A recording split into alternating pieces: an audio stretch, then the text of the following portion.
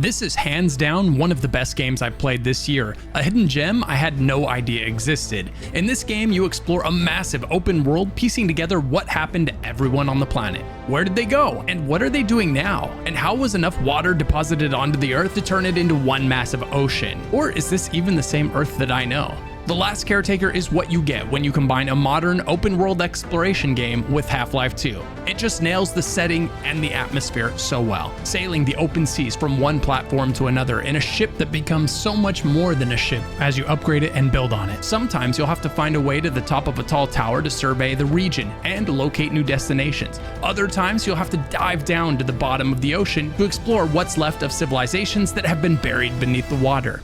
The game does a fantastic job of throwing different weather at you. Sometimes your visibility is taken to near zero, while other times you're staring at a gorgeous sunset. I really can't state enough how much I'm enjoying the world that this game takes place in. I would say there are two main characters in this game. The first one is you. The second is your ship. You'll grow to love both. It won't take long before you notice that you're a robot armed with Half-Life 2-like abilities, from telekinetic movement of objects to your trusty crowbar, though eventually you will be packing some real firepower. And you're gonna need it because you're not the only one here. Being that you're a robot, you'll have to account for the fact that you need electricity, and it will continue to be a puzzle that you need to solve, not only to power yourself, but also your ship, and so much more. The game is loaded with puzzles that remind me of puzzles I love from Zelda. They're simple, intuitive, and very satisfying. And if you can't figure out a puzzle that's in front of you, the answer is probably in your skill tree. As you level up, you'll unlock skills in a massive tree, each one allowing you to create something new that can open up new parts of the game for you to explore. You'll also earn stat points that you can spend and spec into your character. Do you want to increase your health, or do you want to increase the pressure that you can withstand so that you can dive down to deeper parts of the ocean? If you haven't already played The Last Caretaker, I've tossed a link to it in the description below so that you can see what other people are saying about this amazing game on Steam. And the timing couldn't be better. They just dropped the game's third update, which adds loads of new features. And be sure to take advantage of the 20% Steam sale discount while you can. Massive shout out to Channel 37 for sponsoring this video. Now let's dive into the game.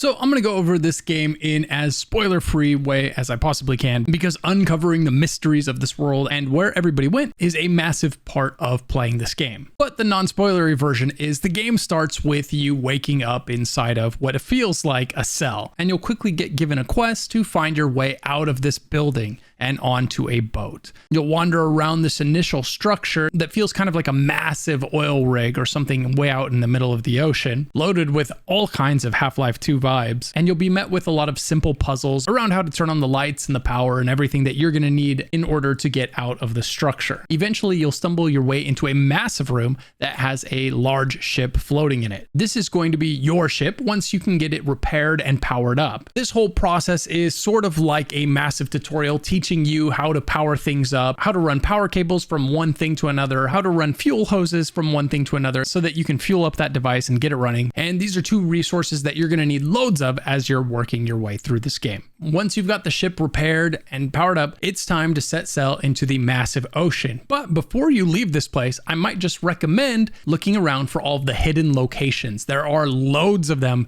in the tutorial. There's loads of hidden corridors, loads of hidden vents that you can crawl into with loot that will actually be really useful later on in the game.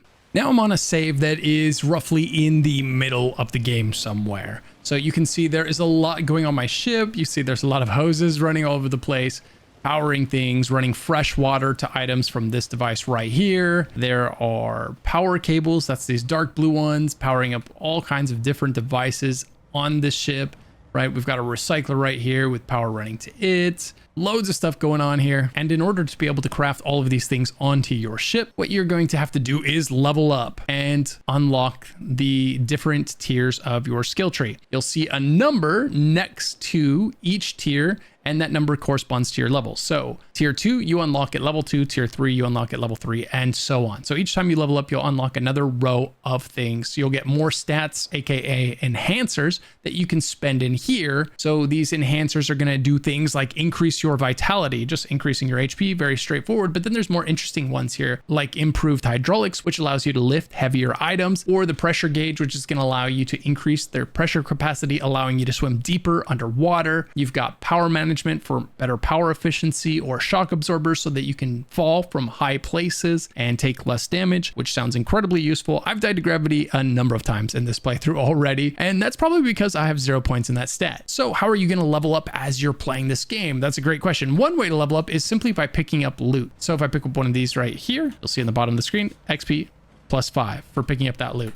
Pick up this one, XP plus 3. So every time you pick something up, you get a little bit of XP. And then the other way you get XP is quite a bit more obvious, and that's just by killing things. There's enemies all over this game that are going to be attacking you. Some are smaller maggot type things that swarm you. Some are blobs of jelly that you have to fight off. And sometimes it's massive water creatures. There's quite a bit of variety in enemies that you can run into in this game. But killing all of them is going to give you XP to help you level up and unlock more things in this skill tree, which is going to be incredibly important because this is how you are going to solve so many of the puzzles in the game. And it's also going to unlock better and better weapons so that it makes navigating some of these places easier that are filled with enemies. It's going to unlock storage containers, some of the stuff that you're very familiar with seeing in these survival type games, like storage containers, but then also some stuff that's completely unique to this game because you are riding around the world on this ship. You've got upgrades for your ship. You've got electric engine cylinder boosters. So your engine is powered by 2 different resources here. You've got gas and electricity. And if you have one on, it makes your ship go fast. And if you have both on, it makes your ship go even faster, right? It maxes out your top speed. So you have an electric engine and a gas engine on the same ship. So what that means is down here, here's your gas engine, here's your electric engine, and you've got all these devices on the top. These you can build better and better versions of as you unlock them in the skill tree, which is going to speed up your boat, allowing it to go faster and faster. And the same thing on the electric side. As you level up and unlock better and better upgrades for your ship, you'll be able to get, for instance, this electric engine cylinder super booster, which I would then replace these with to allow my ship to go even faster. And boosting the speed of your ship is highly beneficial because this world is massive. You know, they didn't skimp on size. There's one location there, there's a location there, and then in the distance, you might be able to barely see that one. I can see it here. There's another one there, right, all over in all different directions. There are locations for you to go and explore. Some are above water, some are below water. All that to say, you know, it's really nice that you're able to upgrade your ship. And that's one of the things that I don't tend to see in these kind of survival games is a ship that I can upgrade in that way. But you can also build things anywhere you want to on this ship. So one of the things you need, as we mentioned, was power. So we've got these devices on the top here that we can build. So if I wanted to build another one, I could build another one of these up here. And you've got these wind ones, and the wind ones run fairly well all the time, whereas, you know, your solar panels are only going to work during the day. And so there's a bit of a trade-off between the two. The solar is going to give you more electricity during the day than the windmill, but the windmill is going to work 24/7. So, you know, pick your poison. But in order for these turbines to power the ship, they have to be connected to the power supply. So you'd build one of these boxes right here, connect it to there, connect it to there. And then connect this one to that one, right? We've got a massive daisy chain.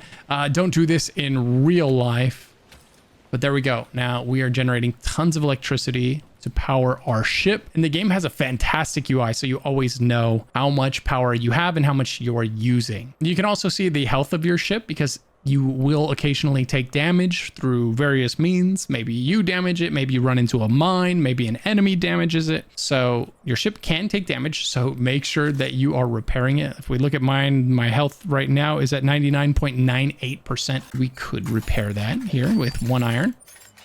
No problem. You've got your anchors, so you can drop the anchors. This is really helpful when you get to a spot you want to be in and you want to stop right away, because it is hard to stop this massive boat. It's got quite a bit of momentum behind it. And then you've got a horn. Yep. And then you've got a map right here that you can look at, you can interact with, you can drag it around. It's just a really, really well-made UI for the game that you can interact with all inside of the game. You don't have to go into menus to see all of this stuff, which means you're not being pulled out of the game constantly by a menu system in the same way that you are in most games. It's almost like a diegetic UI, which I absolutely love. And then there's a phone here that will, well, you'll find out about that. And then here we've got a scanner scanning underneath the water for me. I crafted this, put it here. So we can look for objects underwater. And so this game ends up feeling less like a survival game, even though it's got a lot of crafting in the way that survival games do, and more like an RPG, because there is a very much tailored story for you to follow. There is a quest line that you're following and unlocking as you're progressing through the game. And you'll occasionally see items in your skill tree that you'll have to complete a quest in order to unlock. And so then you'll begin to wonder, well, how do I get to that quest? How do I find that quest? Where's it at? And one of the answers is when you discover these various locations, sometimes it'll unlock a quest when you get to them. And so then you can go ahead and complete that quest. And that's yet another way to unlock things in your skill tree. That's another way to get experience, loads of experience actually, to continue leveling up in this game. When it comes to this game's combat, it's really solid, especially for this type of game. But once you kind of get that muscle memory on how close the enemies need to be, it starts to feel really good. The weapons are solid. The only thing I would love to see the developers work on at some point in this game is a little better hit react on the enemies, so that when you're shooting them, it's nice and easy to tell that, hey, something's happening. This enemy is taking damage, whether it's a small flinch, more visible damage, or something along those lines, because you do not have enemy health bars in this game. Scattered throughout the game, you're going to find locations like this one right here. It'll have a heal station, which will top off your health. And then right next to it, it'll have a backup station so that you can back up your game, back up, and you can pick a slot to save in. I would love it if I could change the name of these backup slots. Rather than backup slot 2, I could put the location or something significant about this one. And as of right now, I don't see a way to do that. It just allows me to save, which is too bad, because it would be really nice to be able to change those names. It would make those multiple manual saves a lot more useful. And while you are playing this game, I do highly recommend saving frequently. It is a game where if you don't save, it's very easy to lose quite a bit of progress if you forget. So make sure to hit that save, or you could come into your options and you could change the autosave time. By default, it's 30 minutes and you could knock that down to 5. Right now is an awesome time to jump into the game because they've just dropped update 3, which is adding loads of cool new things to the game, which is another awesome part about this game, is that they are very much still adding new things to the game. Even if you've already played the game, there is something new to come back to. They've added newer and smarter threats to the game. You've got ram sharks, laser sharks, and all kinds of new enemies for you to fight against. You've also got the ability to unlock and fabricate allied support units, so you won't have to fight all by yourself anymore. Beyond that, they added the ability for you to customize your caretaker so that you can look just the way you want to. And then they've also added tons of new locations, quests, items, and upgrades. And then on top of that, they added some other stuff that I am hesitant to mention here because talking about it kind of might spoil the story that is unfolding before you as you're playing through this game. And that's been one of my favorite parts about this game, is kind of figuring out what happened to this world. The game has loads of lore bits scattered throughout the game. You'll find terminals like this one, kind of gives me those Fallout vibes in all the best ways. And occasionally you'll come in here and there will be new data logs for you to find, and it tells you what % of the data you found. And so you're going to constantly be finding little lore bits that is kind of helping you piece together what happened in this world. And on top of that, the game is just